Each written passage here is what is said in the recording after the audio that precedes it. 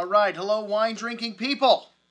Well, it's time. We're finishing up the year. We haven't had near as much drinking going on in the month of December as we normally do, and don't feel too bad for me. I'll be back on track next year. Well, we got one more event this year, the sushi and champagne cooking class.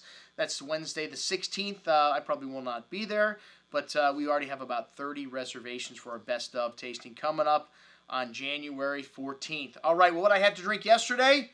Well, I mentioned, yeah, we're not drinking a whole lot. We're working late nights, so you big kids can get your wine just in time for the holidays. And if you guys need a present or anything sent out, we still have plenty of time to get it there before the big holiday, Christmas. Anyways, what I had to drink yesterday, one of the things I had to drink last week was these vintage ports. We didn't have time to review this, and man, I would not be able to sleep good the rest of the year if we did not do a review on this vintage port tasting, because these wines were incredible.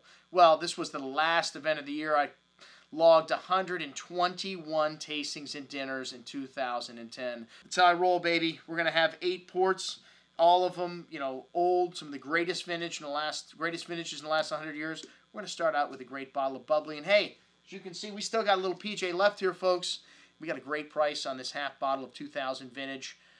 $34.50. That's right, folks. Usually I don't like half bottles because there's not enough in them, and usually they're more expensive. I'm just going to buy a full bottle. Half bottles also lose their bubbles quicker. This wine's definitely got less effervescent than the big bottles of O2, the current release. Still very fresh, still really nice, taking on maybe a little bit of that older champagne character, a little bit of that earthy kind of mushroominess that I love in champagne, but still a really nice drink and a great gift. Beautiful package for the holidays for $34.50. Are you kidding me? Anyways, we're on to the ports, and Tony did a beautiful job with the food. It was absolutely excellent. The sous vide duck breast was fantastic. The venison with the wild berry sauce was great with these old dogs. The first wine, the 34, hey, the 34 Martinez was not a crowd favorite, but hey, 34 Martinez was never a great wine. I liked it a lot because I wasn't expecting much from it. This is the oldest port that I had in the store, vintage port, so it was time to drink it. And it was nice. It had some nice light cherry fruit to it. Maybe a little spirity. That's what happens to ports when they get old. You start to notice the alcohol a little more. A little bit of that red licorice spice. I thought it was really nice. Drinking beautifully. Definitely a little past its peak, but wonderful. The 45 grams, this is a legendary wine. And this wine showed up. Many tasters thought this was the wine of the night.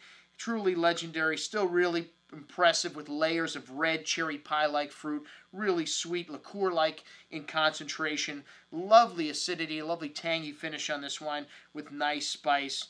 And still alive the next morning. Man, there was still a little bit of this left in the bottle, and amazingly good still on the second day. The 48 Fonseca, the 100-point wine, also showing beautifully. One of the wines of the night. One taster said this wine was a little Robitussin-like. I don't know, but, you know, some people like Robitussin. You know, I mean, port gives you a similar effect, too, with that 20% alcohol.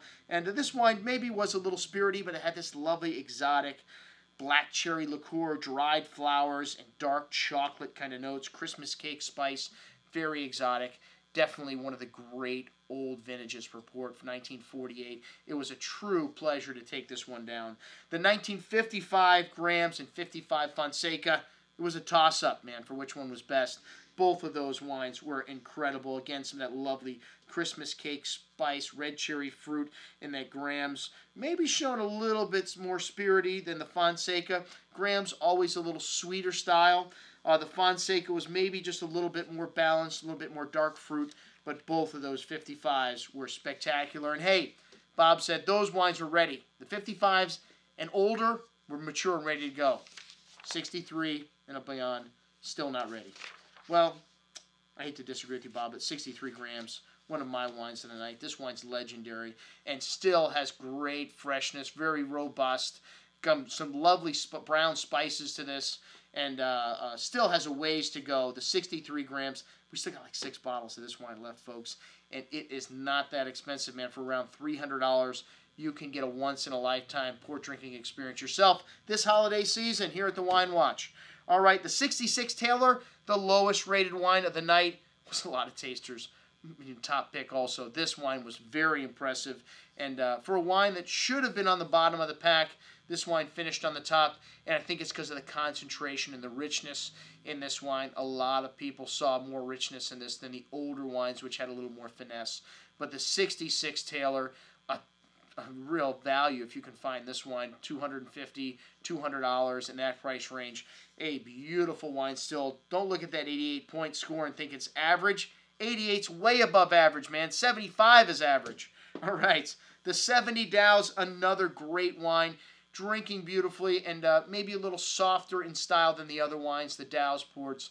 But still a beautiful wine. Lovely red cherry fruit, liqueur-like in concentration. Lovely spice, lovely freshness.